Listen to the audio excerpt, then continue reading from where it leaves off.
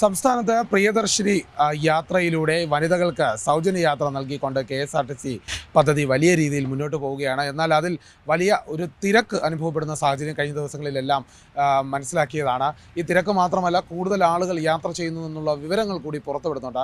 അതിലുണ്ടാകുന്ന ഒരു അപകട സാധ്യത എന്ന് പറയുന്നത് ഓരോ വാഹനത്തിലും തിക്കി നിറഞ്ഞാണ് യാത്രക്കാർ പോകുന്നത്.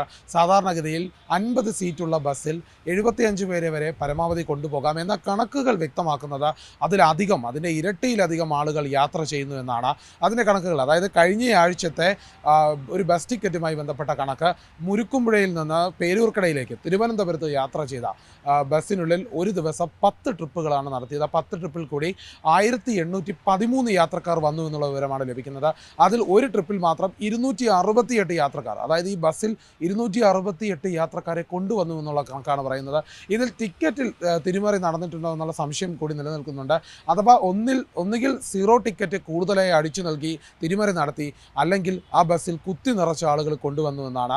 എന്നാൽ ഇത്രത്തോളം ഒരു കണക്ക് 268 എന്നുള്ള കണക്ക് പരിശോധിക്കുകയാണെങ്കിൽ വലിയ അപകടകരമായ ഒരു യാത്രയായിരിക്കും അത്. ഇനി വരുന്ന ദിവസങ്ങളിലും ഓരോ ദിവസവും ഈ ബസ്സിലൂടെ നിരവധി വനിതകൾ യാത്ര ചെയ്യുന്നുണ്ട്. സൗജന്യ യാത്രയായതുകൊണ്ട് തന്നെ മറ്റ് ബസ്സുകളിലേക്ക് കയറുന്നില്ല. കാറുകളിലും അതുപോലെ ഓട്ടോയിലും പോകുന്ന ആളുകൾ വരെ ഇപ്പോൾ പ്രിയദർശിനി ബസ്സിനെ ആശ്രയിക്കുന്നു. വലിയ ഒരു പദ്ധതിയായി മുന്നോട്ട് വന്നെങ്കിലും അതിലൊരു അപകട സാധ്യത കാണുന്നുണ്ട്. അതോടൊപ്പം തന്നെ കണ്ടം ചെയ്യാറായ നിരവധി ബസ്സുകളാണ് നിലവിൽ നിരത്തിൽ ഓടുന്നത്. അതിലും കൂടുതൽ യാത്രക്കാരെ കുത്തി നിറച്ച് കൊണ്ടുപോവുകയാണെങ്കിൽ വലിയ അപകടത്തിനുള്ള സാധ്യതയുണ്ട്. ഈ സാഹചര്യങ്ങളെയാണ് കണക്കിലെടുക്കേണ്ടത്. ടിക്കറ്റ് പരിശോധന കൃത്യമായി നടക്കാത്തത് കൊണ്ട് തന്നെ കൂടുതൽ യാത്രക്കാർക്ക് സൗജന്യ ടിക്കറ്റ് നൽകുന്നു. അത് സ്ത്രീകൾക്ക് മാത്രമല്ല നൽകുന്നതെന്നുള്ള ഒരു പരാതി കൂടി ലഭിക്കുന്നുണ്ട്. ഏതായാലും ആ ടിക്കറ്റ് പരിശോധന കൃത്യമായി നടക്കാത്തത് കൊണ്ടും 0 ടിക്കറ്റുകൾ കൂടുതൽ അടിച്ചു നൽകുന്നതായുള്ള സംശയം നിലനിൽക്കുന്നതും വലിയ തിരിച്ചടിയാണ്. ഏതായാലും അതിനോട് ഉള്ള പരിശോധന നടത്തുമെന്ന് മന്ത്രി അടക്കം അറിയിക്കുന്നുണ്ട്. പക്ഷേ എന്നാലും യാത്രക്കാരെ കുത്തി നിറച്ച് കൊണ്ടുപോകുന്ന സാഹചര്യമാണ് ഇപ്പോൾ പല ബസ്സുകളിലുമുള്ളത്.